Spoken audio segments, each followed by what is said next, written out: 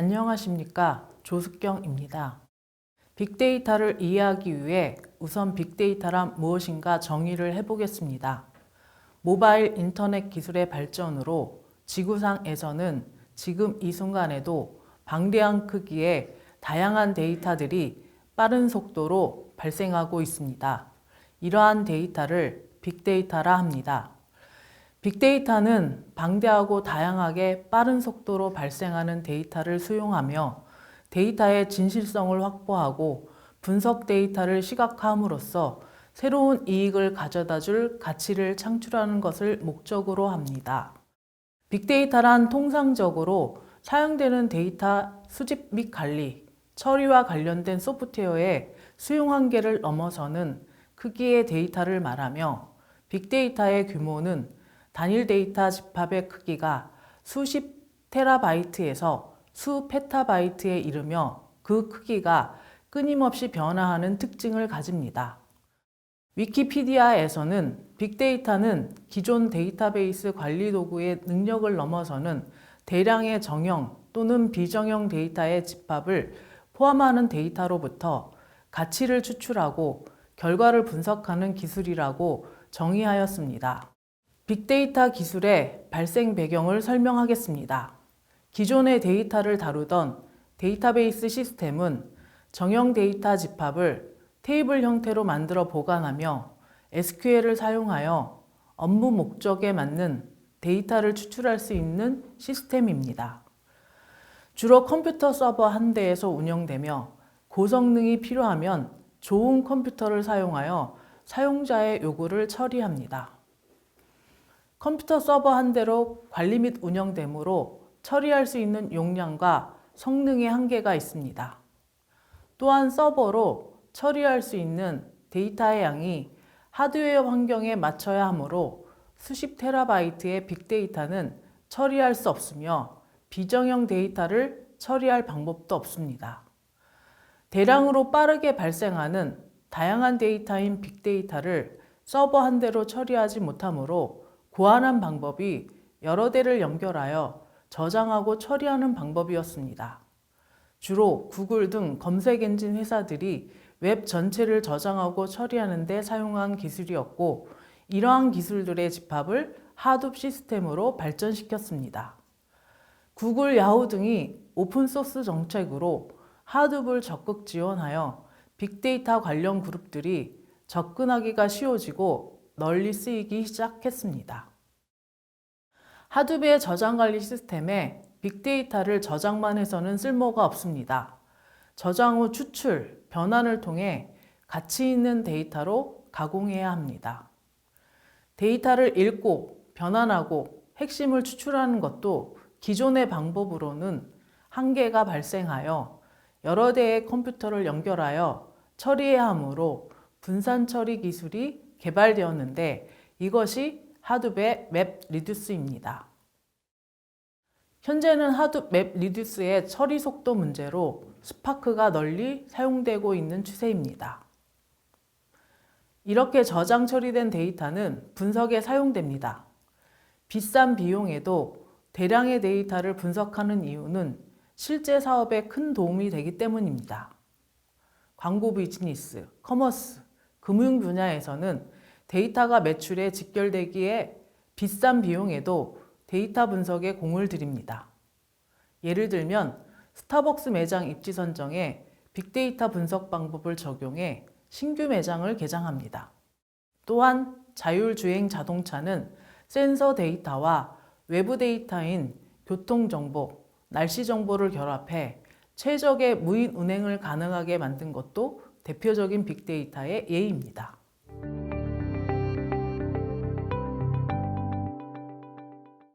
빅데이터의 처리 과정과 해당하는 기술을 설명하겠습니다. 빅데이터는 데이터 소스로부터 데이터를 수집, 저장, 처리, 분석, 표현의 과정으로 구성되며 필요에 따라 특정 단계를 반복해서 수행할 수 있습니다. 데이터 소스는 위치에 따라 내부 데이터, 외부 데이터로 구분할 수 있습니다. 따라서 데이터 수집도 소스 위치에 따라 다음과 같이 내부 데이터 수집과 외부 데이터 수집으로 구분할 수 있습니다. 내부 데이터는 기업 등에서 자체적으로 보유한 내부 파일 시스템과 데이터베이스 관리 시스템에서 수집하며 직원 데이터, 매출 데이터 등이 있습니다. 또한 내부 데이터는 이미 필요에 의해 설계되어 만들어진 파일이므로 정형 데이터라고 합니다. 외부 데이터는 인터넷으로 연결된 외부에서 수집하는 데이터로서 파일, 홈페이지 문서, 이미지, 동영상이 될 수 있습니다. 정해진 서식이 없는 경우 수집된 데이터는 비정형 데이터라 합니다. SNS, 검색어 등의 문자 데이터가 여기에 속합니다. 데이터 수집은 주로 툴, 프로그래밍으로 자동으로 진행됩니다.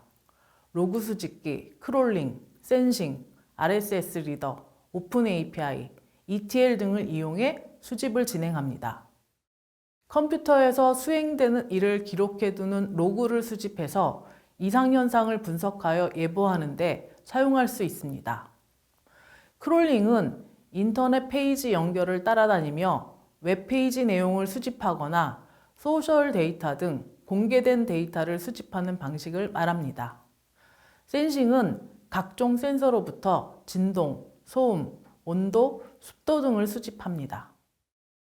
빅데이터 저장은 대용량, 비정형, 실시간성을 수용할 수 있는 저장 방식이 필요합니다.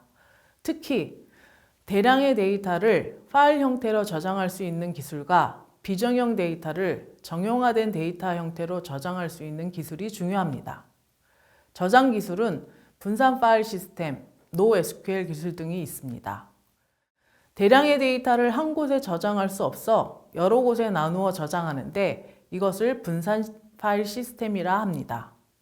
또는 컴퓨터 네트워크로 공유하는 여러 호스트 컴퓨터 파일에 접근할 수 있는 파일 시스템으로 HDFS, 아마존 S3 파일 시스템 등이 있습니다.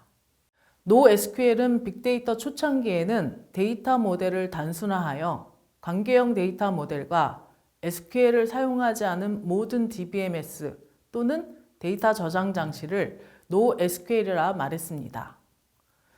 HBase, 카산드라 등이 여기에 속합니다. 그러나 프로그래머가 아닌 사람도 쉽게 쓸 수 있다는 SQL 언어의 장점으로 인해 현재는 하이브나 스파크에서 SQL 문법을 차용하고 있습니다. 처리 단계에서는 저장된 데이터를 추출하는 작업과 대용량의 데이터를 위해 여러 컴퓨터의 데이터를 나누어 처리하도록 하는 작업을 수행합니다. 두 과정은 사용하는 사람 관점에서 하나의 단계로 묶어 취급할 수도 있고 독립된 단계로 취급하기도 합니다. 빅데이터의 처리 방식은 배치라고 부르는 일괄, 실시간, 대화식 처리 방법이 있습니다. 단독으로 사용될 수도 있고 여러 개를 같이 사용할 수도 있습니다. 일괄 처리는 데이터를 계속 수집한 후 시간대를 정해 한꺼번에 처리하는 방식을 말합니다. 실시간 처리는 데이터가 수집되는 동시에 분석이나 합계 구하기, 평균 구하기 같은 집계 작업을 하는 것입니다. 대화식 처리는 질의를 보내고 곧바로 답을 받아 처리하는 방식입니다. 불규칙하게 발생하는 특정 작업을 수행할 때 사용합니다. 빅데이터 시스템에서는 데이터를 여러 서버로 분산하여 각 서버에서 나누어 처리하고 이를 다시 모아서 결과를 정리하는 분산 병렬 기술 방식을 사용합니다. 분석 표현 단계에서는 수집된 데이터를 가지고 의미 있는 결과를 도출하기 위한 과정을 수행합니다. 데이터를 수집한 그대로 사용할 수도 있고 가공을 할 수도 있습니다. 수집된 데이터는 여러 곳에서 가져왔기 때문에 형식이 통일되지 않을 수도 있고 잘못된 데이터가 있을 수 있습니다. 예를 들면 우리나라 날짜는 20XX 년 6월 13일로 표현하는데 다른 나라는 13/6/20XX.로 표현할 수도 있습니다. 데이터 분석 시작 전에 형식을 통일해야 합니다. 이런 데이터 형식 통일과 잘못된 데이터 수정 작업을 전처리, 가공, 정제, 클렌징이라 합니다. 또한 전처리에는 여러 파일을 합한 후 분석에 사용되는 과정이 포함될 수 있습니다. 빅데이터의 표현 분석 결과를 효과적으로 전달하고 어렵고 복잡한 정보를 쉽게 이해할 수 있도록 간단한 도표나 3D 이미지 등으로 가시하는 방법을 말합니다. 글자로 나열된 숫자 데이터보다는 그래프 형태로 표현된 분석 데이터가 사용자에게 더 직관적으로 다가오고 분석 결과를 이해하기 쉽게 해줍니다. 그래서 가시화를 빅데이터에서는 중요한 단계 중 하나로 봅니다. 다음 그림은 빅데이터 가시화의 예인데 수치 데이터 자료보다는 그래프로 표현한 데이터가 더 직관적으로 보이며 한눈에 이해하기 쉽게 표현되어 있습니다.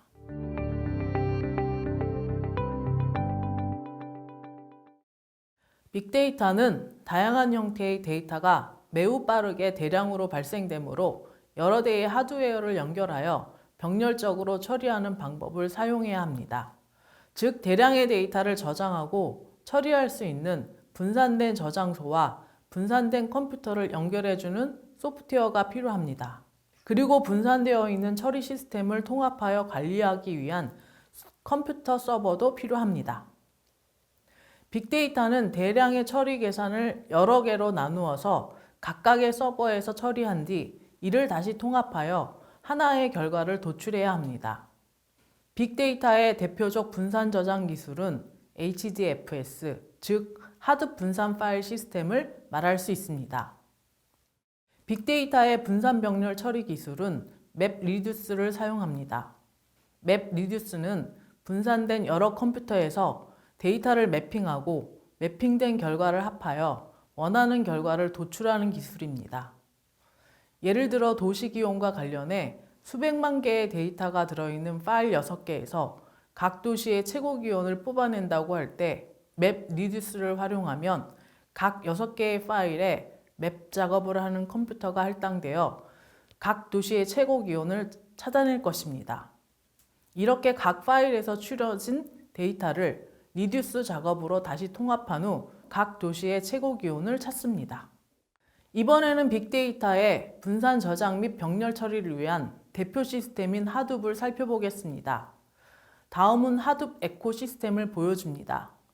그림처럼 빅데이터 처리를 위한 여러 기술이 모여 통합 환경을 구성하는 것을 하둡 에코시스템이라고 부릅니다. 하둡은 검색 엔진 개발을 위한 너치, 루신 프로젝트의 서브 프레임워크로 개발되었으며 자바로 구현되어 있습니다. 하둡에 포함되어 있는 기본 모듈은 하둡 커먼, HDFS, 얀, 맵리듀스입니다. 하둡 커먼은 다른 하둡 기술 프로젝트들을 지원하기 위한 공통 유틸리티로서 작업 지원 및 모니터링을 위한 기능을 제공합니다. 하둡 얀은 하둡 프레임워크의 잡 스케줄링이나 리소스 관리를 합니다. 하둡에서 수행되는 어플리케이션들은 하이브, 스파크 등으로 다양합니다. 각자 원하는 작업을 하기 위해 동일한 리소스를 사용하겠다고 요청을 하므로 관리가 필요합니다. 하둡은 분산 파일 시스템 HDFS와 맵리듀스로 구성되었는데 소수의 비싼 서버보다는 다수의 저렴한 서버를 사용합니다. 이것을 스케일 아웃이라고 하는데 장비를 추가하여 시스템을 확장하는 방식입니다. 이 방식은 장애 허용 구조이며 최소 3카피를 유지하여 데이터 유실을 방지합니다. 데이터 가공 분석을 위해 분산 병렬 처리 기술을 사용하는데 이때 맵리듀스를 통한 단순화된 병렬 프로그래밍이 가능합니다. 스파크에서는 데이터를 분산 저장하고 데이터 분석을 위해 맵리듀스 기법을 사용하므로 HDFS와 맵리듀스를 좀 더 자세히 알아보겠습니다. 하둡 분산 파일 시스템인 HDFS는 2004년 구글 파일 시스템 논문을 구현한 결과물입니다. 대용량 데이터셋에 대한 확장성을 지원하고 하드웨어 고장에도 데이터를 유실하지 않고 사용자에게 원하는 서비스를 문제없이 제공하는 신뢰성을 보장하는 파일 시스템입니다. HDFS는 마스터 슬레이브 구조로 설계되었는데 현재는 네임노드, 데이터노드로 불립니다. 네임노드는 한 개만 유지되며 데이터노드를 관리하기 위한 목적으로 메타데이터를 가지고 있습니다. 데이터노드는 수집되어 분석하려는 데이터가 저장되어 있는 노드로 여러 개가 존재합니다. 네임노드가 고장날 경우를 대비해 세컨다리 네임노드를 백업으로 보유하고 있습니다. 사용자 클라이언트가 네임노드에 요청을 하면 네임노드는 데이터노드에 작업을 시켜 받은 결과를 클라이언트에게 반환합니다. 그림은 HDFS의 구조를 나타내고 있습니다.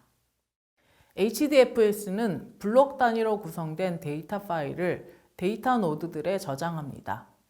데이터 노드는 고장이 흔하게 발생하므로 다음 그림처럼 3개의 카피를 유지하는 전략을 사용합니다. 파일은 디스크 입출력 단위인 64메가 또는 128메가로 나눕니다.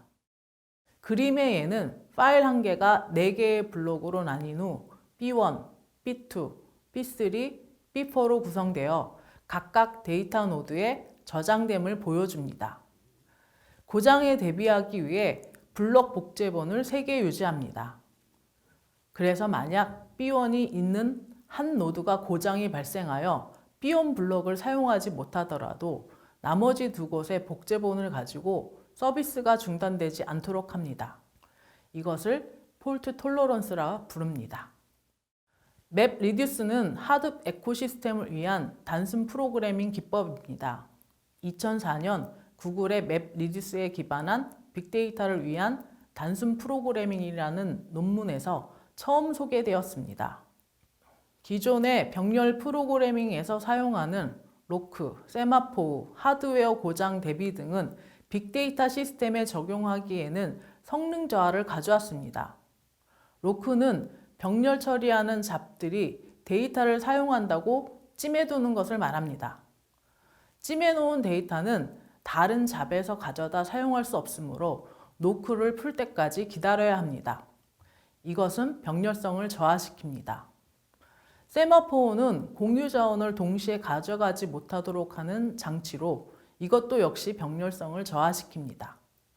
그래서 구글에서는 빅데이터에 사용할 맵 리듀스를 개발하였고 병렬성을 향상시키기 위해 굉장히 단순한 프로그래밍 모델을 개발하였습니다. 이 프로그래밍 모델은 처리할 데이터를 생성하는 것과 맵과 리듀스 함수만으로 구성된 소프트웨어입니다. 다음 그림은 문서에서 단어를 세는 워드 카운트 예제입니다. 파일에서 블록 단위로 쪼개진 A, B, C, D를 각각 다른 데이터 노드에 HDFS에 저장합니다.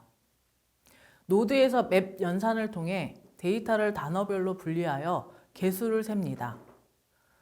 B 블록은 IM_SAM을 받아 맵 연산을 수행해 결과로 I 1개, M 1개, SAM 1개로 집계합니다. A 블록은 SAM IM을 받아 I 1개, M 1개, SAM 1개로 집계합니다. 다음 단계로 셔플링과 소트를 합니다. 셔플링 및 소트는 각 노드의 맵 결과를 확인해 같은 단어끼리 모으고 ABC 순서로 정렬합니다. 정렬된 단어를 노드로 다시 할당합니다. 그래서 각 노드에는 동일한 단어가 모이므로 단어 개수를 합해줍니다. 이 예에서는 I 2개, M 2개, SAM 2개의 결과를 반환합니다. 실세계의 예를 들자면 예전에 기업에서 신입사원을 채용할 때 서류 접수를 생각해 볼 수 있습니다. 경영진에서는 채용 전략을 세우기 위해 시도별로 몇 명이 지원했는지 통계를 내보고 싶습니다. 지원자를 10,000명이라 가정했을 때 인사부서가 전답하면 10일이 걸립니다. 그래서 작업을 빨리 끝내기 위해 10개 부서에서 나눠서 하기로 합니다. 각 부서에 작업할 지원 서류는 채용에 지원한 사람이 제출한 순서로 쌓여 있어 시도로 분류하려면 처음부터 끝까지 서류를 확인해서 시도별로 분류해야 합니다. 작업을 위해 규칙을 정해 주었습니다.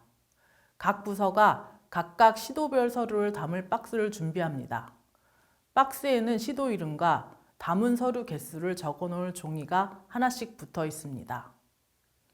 서류 분류 작업을 하면서 주소가 서울인 경우 서울 박스에, 부산인 경우 부산 박스에 담습니다. 담으면서 서류 개수를 적은 종이에 개수를 하나씩 증가시킵니다. 이 과정은 맵 리듀스 중 맵 연산에 해당합니다. 모든 부서가 시도별 분리가 끝나면 정리한 박스에 붙은 개수를 적어 놓은 종이를 가지고 인사부서로 갑니다. 인사부서에서는 종이들을 받아 가나다 순으로 정리한 후 서울은 서울끼리, 부산은 부산끼리 개수 합산을 합니다.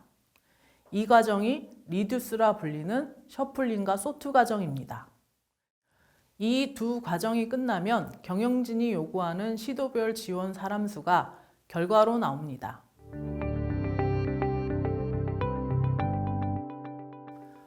스파크의 등장 배경에 대해 알아보겠습니다. 분산 병렬 처리 시스템이 탄생한 이유는 컴퓨터 어플리케이션과 하드웨어의 바탕을 이루는 경제적 요인의 변화로 인해 데이터 분석의 새로운 처리 엔진과 프로그래밍 모델이 필요해졌기 때문입니다. 더 많은 연산과 대규모 데이터 처리를 가격은 싸지고 성능은 향상된 프로세서에 맡겼던 기존의 시스템은 2005년부터 한계에 다다르게 되었습니다. 그 이유는 하드웨어의 성능 향상은 2005년경에 멈추었고 물리적인 방열 한계를 해결하지 못했기 때문이었습니다. 그래서 하드웨어 개발자들은 단일 프로세서의 성능을 향상시키는 방법 대신 모든 코어가 같은 속도로 동작하는 병렬 CPU 코어를 계속 추가하는 방향으로 선회했습니다. 컴퓨터 서버 환경이 하드웨어 비용이 낮아지면서 데이터 수집 비용도 극히 저렴해진 대신 데이터는 분산 병렬 처리를 위한 컴퓨터 묶음인 클러스터에서 처리할 만큼 거대해졌습니다. 게다가 지난 50년간 개발된 소프트웨어는 더는 자동으로 성능이 향상되지 않았고 데이터 처리 어플리케이션에 적용한 전통적인 모델도 빅데이터에서는 더는 힘을 발휘하지 못했습니다. 그리하여 빅데이터를 다루기 위해 처리 방식이 데이터베이스 관리 시스템에서 하드 분산 처리 시스템으로 변경되었습니다. 하드웹 맵 리듀스는 빅데이터 분석을 쉽게 만들어주긴 하였지만 시간이 흐르면서 다음에 문제가 생깁니다. 첫째, 디스크에 읽고 쓰는 방식에서 오는 속도 문제가 발생했습니다. 둘째, 반복 처리 작업 수행 시 나오는 중간 결과물도 디스크에 읽고 쓰기를 반복하는 문제가 있어 반복 처리하는 이터레이션 작업에 적합하지 않았습니다. 셋째, 동일 데이터에 대한 작업이더라도 서로 다른 연산을 수행하면 매번 읽기를 수행합니다. 넷째, 분석 작업을 오랜 시간 수행했는데 중간에 시스템이 멈추면 다시 처음부터 작업을 시작해야 하는 문제점도 발생하였습니다. 그래서 이런 문제를 해결하고 덧붙여 머신러닝과 그래프 표현을 처리하기 위해 스파크가 탄생했습니다. 스파크는 UC 버클리 대학 AMP 랩에서 2009년 스파크 연구 프로젝트로 시작되었습니다. AMP 랩의 연구 결과로 두 가지 사실이 명확해졌습니다. 첫 번째는 클러스터 컴퓨팅이 엄청난 잠재력을 가지고 있다는 것이었습니다. 맵 리듀스의 경험이 있는 조직은 자체 데이터를 활용해 기존과는 다른 어플리케이션을 만들어냄으로써 스파크의 잠재력을 증명하였습니다. 두 번째는 맵 리듀스 엔진을 사용하는 대규모 어플리케이션의 난이도와 효율성 문제였습니다. 예를 들어 전통적인 머신러닝 알고리즘은 데이터를 10에서 20회가량 처리합니다.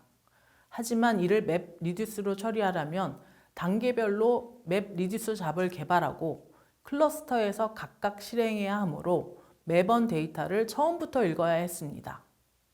스파크 팀은 이런 문제를 해결하기 위하여 먼저 여러 단계로 이루어진 어플리케이션을 간결하게 개발할 수 있는 함수형 프로그래밍 기반의 API를 설계했습니다. 그리고 연산 단계 사이에서 메모리에 저장된 데이터를 효율적으로 공유할 수 있는 새로운 엔진 기반의 API를 구현하였습니다. 구현된 최신 스파크의 구조는 다음 그림과 같습니다. 분산 저장소와 클러스터의 리소스 관리자, 스파크 코어 API, 스파크 SQL, 스트리밍, ML 라이브, 그래픽 X로 구성되어 있습니다. 스파크의 첫 번째 버전은 배치 어플리케이션만 지원했습니다. 그 후 대화형 데이터 분석이나 비정형 쿼리 같은 기능을 지원하기 시작했습니다. AMP 랩은 프로그래밍 언어인 스칼라의 인터프리터를 단순히 스파크에 접목하는 방식으로 수백 개의 노드에서 쿼리를 수행할 수 있는 매우 유용한 대화형 시스템을 제공할 수 있었습니다. 이 아이디어를 기반으로 분석가나 데이터 과학자들이 스파크에서 대화형으로 SQL을 실행할 수 있는 엔진인 샤크를 빠르게 개발하여 2011년에 처음 공개하였습니다. 스파크 팀은 최초 공개 후 새로운 라이브러리가 스파크의 가장 강력한 부가 기능이 되리라고 생각했습니다. 따라서 현재도 표준 라이브러리 형태의 구현 방식을 유지하고 있습니다. 이후 AMP랩의 여러 그룹이 ML 라이브, 스파크 스트리밍, 그리고 그래프X를 만들기 시작했습니다. 이들이 만들어낸 API의 뛰어난 호환성 덕분에 처음으로 같은 엔진을 이용해 여러 처리 유형을 결합한 빅데이터 어플리케이션을 개발할 수 있었습니다. 그래서 스파크에서는 클라우드 저장소와 다양한 서비스들과의 연결이 용이합니다. 2014년에 스파크는 널리 사용하는 프로젝트로 성장했고 AMP랩에서는 스파크가 특정 업체에 종속되는 것을 막기 위해 아파치 재단에 스파크를 기부했습니다. 이후 아파치 스파크 커뮤니티는 2014년에 스파크 1.0 버전을, 2016년에 스파크 2.0 버전을 공개했으며 2019년에 3.0을 선보였습니다. 스파크는 계속해서 새로운 기능을 추가하여 발표하며 조합형 API의 핵심 아이디어 또한 계속해서 진화하고 있습니다. 스파크 초기 버전은 함수형 연산 관점에서 API를 정의했습니다. 함수형 연산은 자바 객체로 이루어진 컬렉션에 맵이나 리듀스 같은 병렬 연산을 수행하는 방식을 말합니다. 스파크 1.0 버전부터 구조화된 데이터를 기반으로 동작하는 신규 API인 스파크 SQL이 추가되었습니다. 스파크 SQL은 데이터 포맷과 편리한 라이브러리 API를 이용해 최적화 기능을 제공합니다. 스파크는 데이터 프레임, 머신러닝 파이프라인, 그리고 자동 최적화를 수행하는 구조적 스트리밍 등의 더 강력한 구조체 기반의 신규 API를 추가하였습니다. 수년 전에 공개된 스파크는 꾸준한 인기를 얻고 있으며 활용 사례가 늘어나고 있습니다. 그리고 스파크 생태계의 여러 신규 프로젝트는 스파크의 영역을 꾸준히 넓혀나가고 있습니다. 한 가지 예로 고수준 스트리밍 엔진인 구조적 스트리밍을 2016년에 소개했고 이 기술은 우버나 넷플릭스 같은 기술 회사뿐만 아니라 나사, 샌 같은 연구소에서 거대한 규모의 데이터셋을 처리하기 위해 사용합니다. 또한 하버드나 MIT 같은 교육기관에서 과학적 데이터 분석에 스파크를 사용합니다. 이번 시간에는 빅데이터의 탄생 배경, 빅데이터의 처리 단계, 하드베 HDFS와 맵 리듀스, 스파크의 탄생 배경 및 역사를 학습하였습니다. 이것으로 강의를 마치도록 하겠습니다.